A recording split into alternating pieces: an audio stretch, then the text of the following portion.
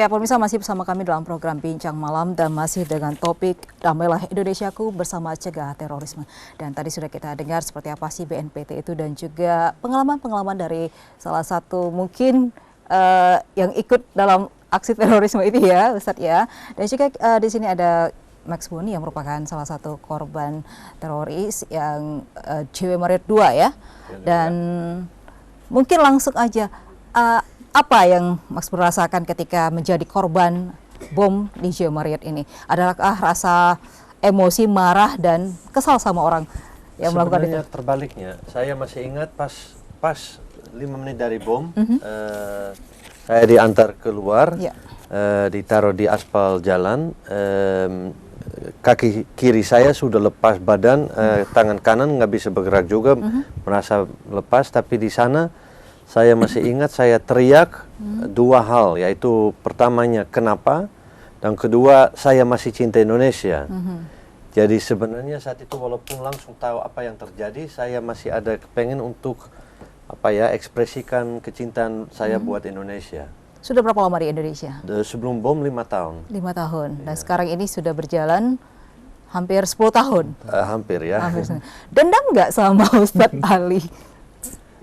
Masalahnya gini, maksud tujuan para pembom, para teroris, mungkin bukan untuk meyakinkan saya, tetapi untuk menyebarkan kebencian dan ketakutan. Dan kalau saya mulai benci, berarti mereka menang. Saya menolak untuk benci. Jadi saya lebih enak untuk memaafkan orang. Dengan itu memaafkan diri sendiri juga seperti itu ya Max ya. Bang Manu, mungkin ada kira-kira mau nanya nggak sama ini? Iya, ini kepengin nanya sama Pak Ustadz.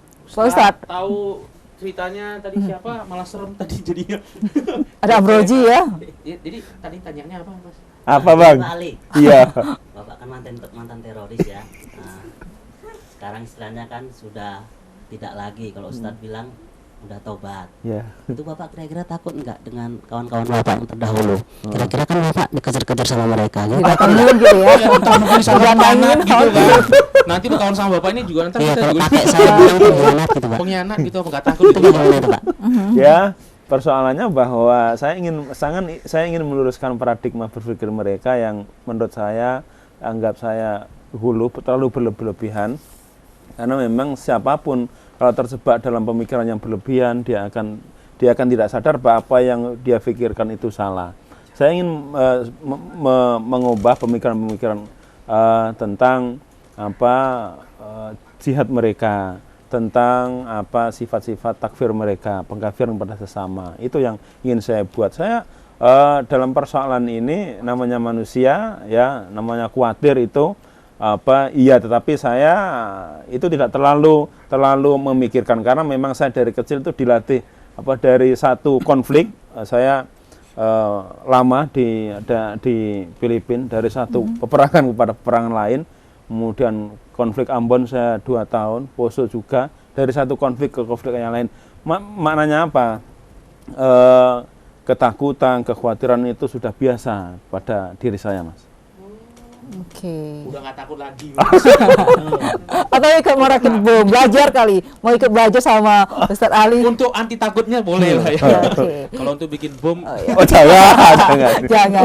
Oke, selain keempat narasumber, kita juga ingin nanya sama Pak Maratua yang merupakan tokoh masyarakat di Sumatera Utara ya. Ya Ustadz, Pak Maratua sebagai tokoh masyarakat di Sumatera Utara dengan persoalan terorisme ini, menurut Ustadz tindakan apa yang perlu dilakukan agar ini tidak terjadi di Sumatera Utara? Karena kan Sumatera Utara nggak hampir mendekati persoalan itu ya Ustadz ya.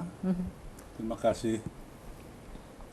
Bahwa masalah terorisme ini saya kira semua kita tidak senang dan tidak suka dan ingin jangan sampai terjadi.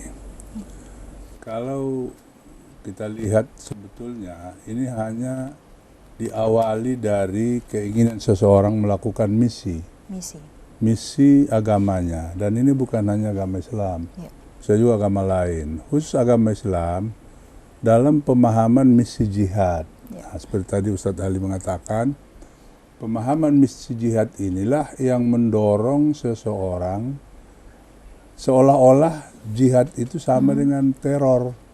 Padahal jauh sekali.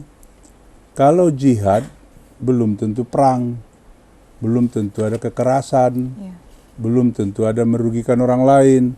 Karena jihad ini menurut Syekh Abdurrahman mengatakan bahwa ada dua. Yang pertama untuk memperbaiki akidah, untuk memperbaiki akhlak masyarakat. Ya itu juga jihad. Termasuk juga beribadah seperti kita katakan jihad fisabilillah. Nah, memang yang kedua untuk menolak orang-orang yang mengganggu atau menghalang-halangi jalannya agama seperti Islam. Jadi saya kira kalau teroris yang ada di Indonesia ini, yang dua ini belum masuk dia. Nah, karena apalagi dengan cara-cara melakukan pembunuhan, kekerasan dan sebagainya. Ya, kita Jadi break dulu Bapak, dan kita akan kembali setelah pesan-pesan berikut ini. Tetaplah bersama kami di Bincang.